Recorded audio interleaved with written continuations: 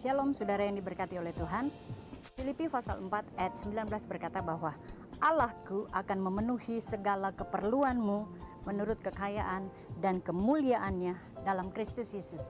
Nah saudara, menjadi keinginan Tuhan dan kerinduan hati Tuhan adalah untuk memenuhi segala keperluan kita, segala kebutuhan kita, apa saja. Dan itu jelas Alkitab yang katakan. Tetapi saudara, yang menjadi kendala adalah kenapa kita minta? Kenapa kita mengatakan bahwa Tuhan saya perlu ini, Tuhan saya kepengen ini. Kita berdoa, tetapi mengapa kita tidak pernah mendapat jawaban atau apa yang kita minta bertahun-tahun itu tidak pernah menjadi kenyataan dalam hidup kita? Saudara, mungkin yang menjadi kendala adalah dalam Lukas pasal yang 11 ayat 9 dan ayat yang ke-10 di situ dikatakan, mintalah maka akan diberikan, carilah maka engkau akan mendapat, ketoklah maka pintu akan dibukakan bagimu.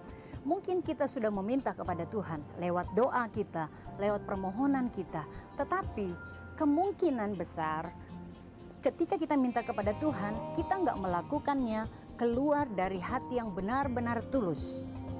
Yang menjadi catatan saudara, kita mungkin minta, tapi kita sembarangan minta sama Tuhan. Kita menjadikan Tuhan seolah-olah adalah pesuruh kita. Kita menjadikan seolah-olah Tuhan itu adalah jongos kita. Sehingga gak heran kalau apa yang kita minta itu tidak pernah kita terima. Karena apa saudara? Sikap kita, attitude kita tuh gak benar. Kalau engkau ingin apa yang menjadi kebutuhanmu, apa yang menjadi permohonanmu, apa yang menjadi doamu itu diberikan oleh Tuhan, yang perlu kita lakukan adalah kita harus minta kepada alamat yang benar, dan itu kepada Tuhan. Tetapi sekalipun kita minta kepada Tuhan sudah alamat yang benar, tetapi dengan harus dengan hati yang tulus saudara, harus dengan attitude yang benar kepada Tuhan. Kemudian yang kedua saudara, mungkin ketika kita menghadapi persoalan dan kendala, yang kita cari itu adalah keluarga kita, mungkin kita cari orang tua kita cari anak-anak kita cari teman-teman kita untuk membantu kita. Padahal saudara, Lukas pasal yang ke-11 ayat 9 dan 10 dengan jelas berkata bahwa mintalah maka akan diberikan, carilah maka engkau akan mendapatkan.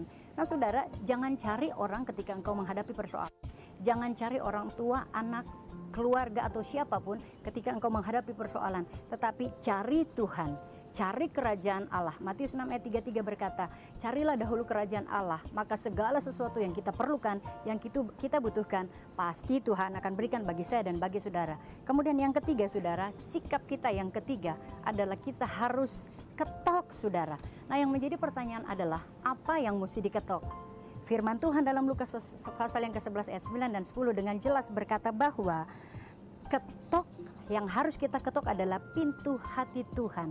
Ingat saudara, Tuhan kita adalah Tuhan yang menciptakan langit dan bumi.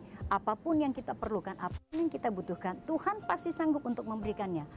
Jadi saudara, ketika kita mengambil keputusan untuk mengetok, maka yang harus kita ketok bukan pintu rumah tetangga kita, bukan pintu rumah orang tua kita, tetapi ketok pintu hati Tuhan. Dengan apa? Dengan bagaimana saudara? Galatia 6 ayat 9 berkata, lakukanlah perbuatan-perbuatan yang baik. Jadi mari kita belajar untuk mengetok pintu hati Tuhan dengan setiap perbuatan-perbuatan kita yang baik.